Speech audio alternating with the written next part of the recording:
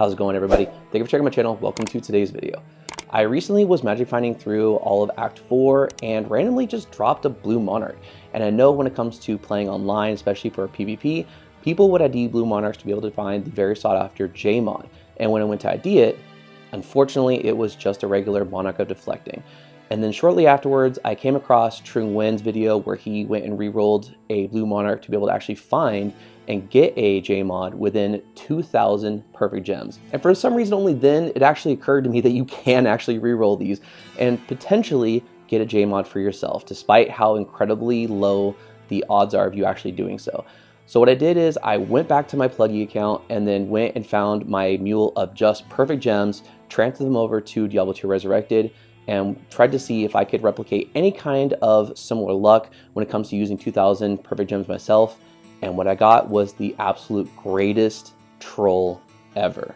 In this video, we're going to talk about what a JMoD is, why it's so very sought after, especially for the very niche PvP use that it's actually used for, and also go over the results of me re-rolling 2,000 perfect gems to see if I can even get close to a JMoD myself. And as you can see behind me, they're already rolling because there was a lot of rolls that were just completely, which again led up to the greatest troll roll ever. Before jumping into the video, let's go ahead and do a comment shout out, which today's is going to be No Mercy 8989 from my beginner's guide to Uber Tristram, who says that the game music in the background was annoying, but the info was really helpful. In the end, I'm glad that you at least got some use out of that video, and hopefully it is going to help you to be able to get through Uber Tristram yourself and hopefully get a really good torch. With all that said, let's jump into the video.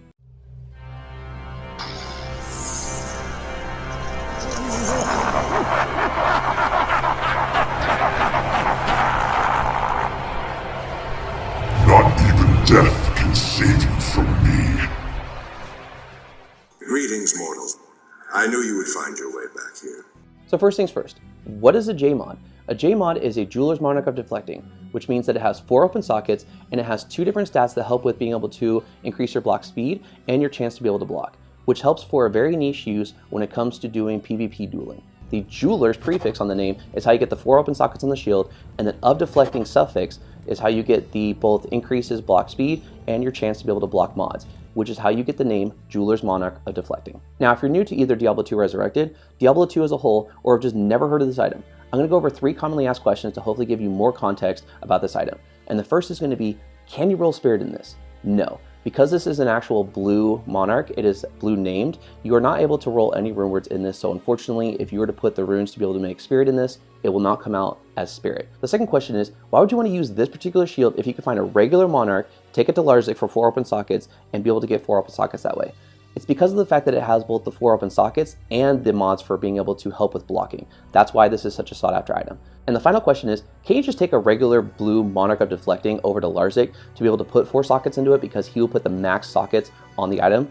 And unfortunately, the answer is no, because this particular item, if you take it to Larzuk, the most you're going to get is 2 open sockets. The only way for you to be able to get 4 is to be able to have the Jeweler's prefix on the item, which again is why this is such a very sought after item for the niche use in PvP that it's actually used for. Moving on to why this is such a sought after item, it's because this is used primarily on a very niche build, which is the Javazon for PvP.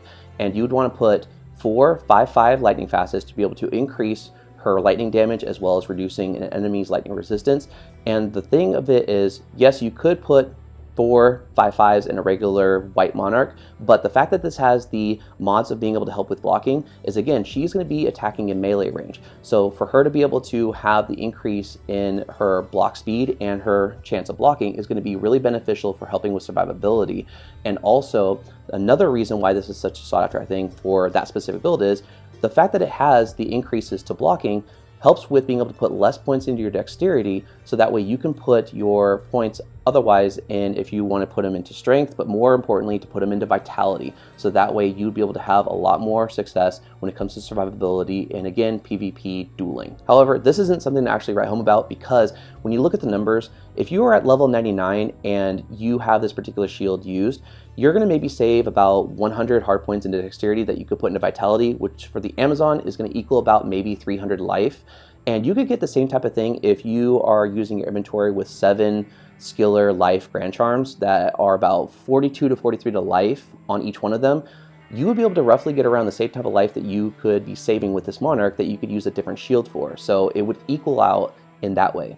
And I know for some people thinking, well, it's very hard to just get a skiller with life on it, let alone getting 42 to 43 on each one. I understand that it's extremes, but we're talking about a JMoD, which is already an extreme in itself. So what are the odds of being able to re-roll or even just drop a blue monarch to be able to have it be a Jeweler's Monarch of Deflecting?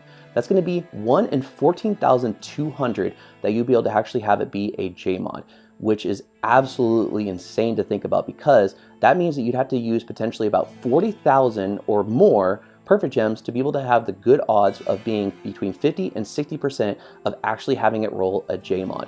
And for those amount of perfect gems that you'd be using, people would much rather use them on something like Neelathak or Bale Grand Charms to be able to get your Skiller plus Life Grand Charms, which you would be able to roll 1 every 21 on average.